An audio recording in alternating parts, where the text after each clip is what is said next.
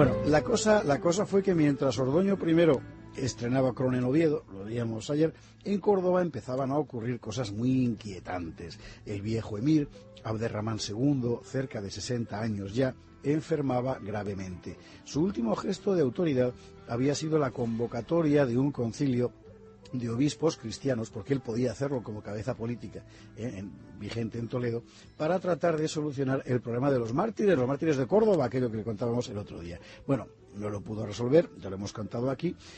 El paisaje se le complicó y para acabar de oscurecérselo, la rebelión volvía a estallar en Toledo, un bereber se sublevaba en Algeciras, entre los moros de Córdoba aparecía un pseudo profeta que sembraba la zozobra anunciando calamidades y cosas así, y además la corte del emir se plagaba de conspiraciones, un horizonte muy sombrío. ¿Y conspiraciones para qué? Pues para suceder al emir. No sabemos exactamente cuál fue la enfermedad que le aquejó, pero debió de ser seria, porque Abderramán II optó por vivir encerrado en sus aposentos, aislado del mundo. Aparte de sus eunucos, que por otra parte llevaban la administración del emirato, nadie visitaba al monarca cordobés. Nadie, salvo una persona, una nieta suya, hija de su hijo Muhammad.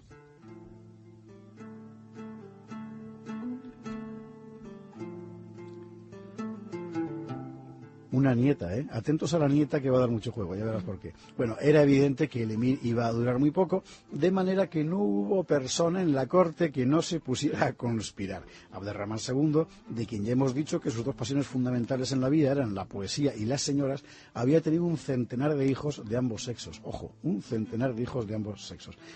Muchos hijos varones aspiraban a sucederle en el trono, y eran también varias las mujeres que en aquel momento desplegaron toda su influencia para tratar de situar bien a sus respectivos hijos predilectos. Y entre esas mujeres, una sobre todas ellas, la bella favorita Tarub, aquella concubina a la que el emir había consagrado sus más delicados pensamientos. Tarub era una señora de armas tomar. Sabía evidentemente que Abderramán bebía los vientos por ella, pero no puede decirse que los sentimientos de la concubina hacia el emir respondieran al hermoso nombre de amor. Y al constatar que la vida del emir se apagaba, Tarub urdió una arriesgada maniobra. La bella quería situar en el trono de Córdoba a su hijo Abdalá, un muchacho seguramente bien criado, pero con una horrible fama de borracho y libertino. Abderramán, por el contrario, no quería a ese Abdalá ni en pintura, y así a Tarub se le ocurrió jugar fuerte. Aprovechando su ascendiente sobre esa corte de eunucos que rodeaba a Abderramán, aceleraría la muerte del emir mediante una sabia administración de venenos, y acto seguido los eunucos proclamarían emir al beodo Abdalá, el hijo predilecto de la favorita Tarub. Peor que Ángela Channing. Bueno, ¿y quiénes eran los eunucos? Bueno, vamos a hablar un poco de esta institución porque hay que considerarla así una institución.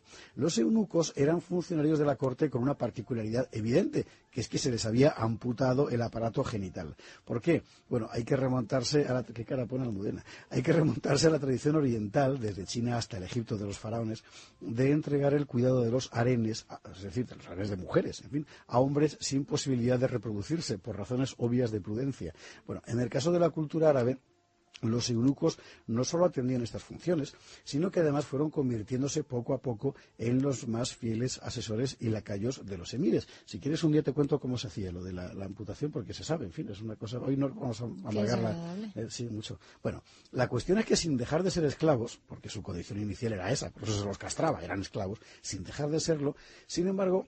El hecho de desempeñar cargos de responsabilidad había elevado a muchos eunucos a una posición decisiva en la corte, y ese era el caso del eunuco Nasar. Nasar Abul Fatah, perdón, Sí, llamado el gran eunuco, sin duda, eunuco. una de las personalidades determinantes del reinado de Abderramán II. Era un personaje de gran influencia.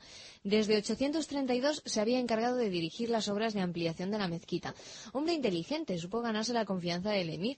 Poco a poco fue controlando toda la administración del emirato y más todavía la dirección de numerosas empresas políticas. Por ejemplo, en 844, cuando la invasión vikinga, se encargó de coordinar las operaciones militares.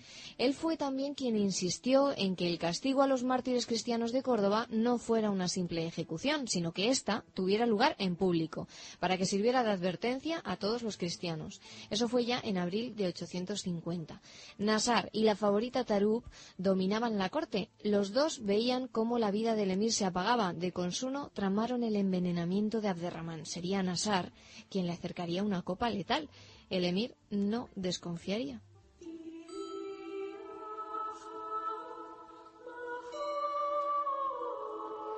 Nasar, en efecto, se acercó a Abderramán, le ofreció la copa. El emir miraría tal vez el obsequio con ojos crueles. Para pasmo del eunuco, el emir no bebió la copa, sino que ordenó a Nasar que él la bebiera antes. Alguien había advertido a Abderramán de lo que se estaba tramando. Nasar se llevó la copa a los labios. Podemos imaginar el pavor que se apoderó del eunuco.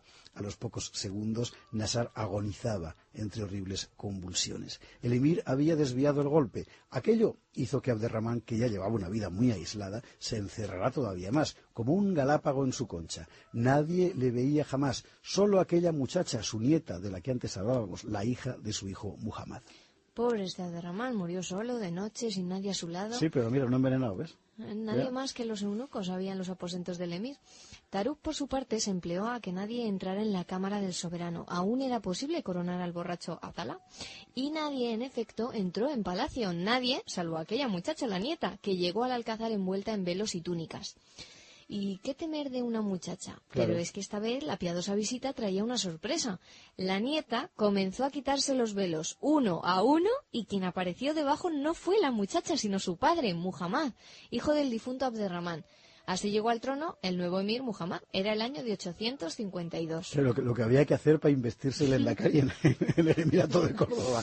Una cosa impresionante. Bueno, sabemos cómo era Muhammad, hijo de Abderramán II y de su esposa Al-Shifa. Era bajito, con la cabeza pequeña, de piel sonrosada, se teñía para parecer más moreno, inteligente, de buen talante y muy, pero que muy tacaño, muchísimo. No había heredado de su padre ni la prodigalidad que en Abderramán, hay que decirlo, superó con creces el despilfarro. Es verdad que gastó con muy buen gusto, pero el tío era, en fin, no heredó, digo, ni el despilfarro ni la pasión ciega por las mujeres, pero tampoco heredó, y esto ya era un poco más preocupante, la pasión política, que en Abderramán había sido muy profunda.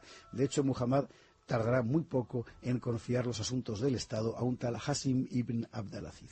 Pero aunque el nuevo emir no era de lo que se dice un trabajador infatigable, el destino le había deparado una prueba de iniciación semejante a la que había tenido que afrontar Ordoño. En efecto, el rey de Asturias, nada más llegar al trono, tuvo que afrontar una rebelión de vascones que se convirtió en una batalla campal contra los sarracenos. Y del mismo modo, Muhammad, recién proclamado emir, se vio obligado a hacer frente a una rebelión de amplio alcance en Toledo, rebelión en la que terminaría participando Ordoño.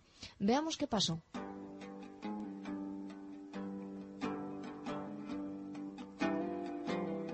Toledo, la vieja capital goda, siempre rebelde a Córdoba. Aquí hemos contado ya un par de rebeliones especialmente sonadas. Luego hubo otra, en 835, que a Abderramán II le costó mucho sofocar. Al final la consiguió sofocar, pero llevándose a Córdoba muchísimos rehenes. Y la cosa es que ahora, 852, el año 852, los toledanos aprovechan el cambio en el trono del Emirato para volver a sublevarse.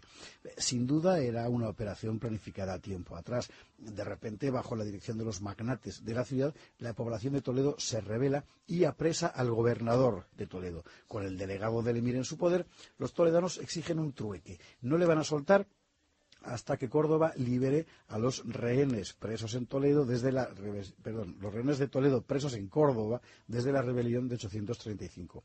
Córdoba cede, pero los toledanos van más lejos. Forman columnas armadas, se dirigen contra Calatrava, atacan la ciudad y la toman. Y a Muhammad I se le presenta un serio problema. El nuevo emir trató de estar a la altura de aquel desafío que inauguraba su reinado. Envió a Calatrava un ejército al mando de un hermano suyo, de nombre Alacam, y logró reconquistar la plaza. Pero Toledo seguía indómita, y pocas semanas después las huestes rebeldes asestaban un duro golpe a los ejércitos del emir.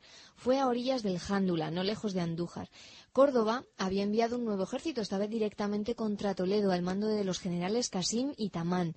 Alguien debió de advertir a los toledanos sobre esta ofensiva. El hecho es que los rebeldes cruzaron Sierra Morena, emboscaron a las tropas del emir y las aniquilaron. Y todo eso a apenas 80 kilómetros de la propia capital del Emirato.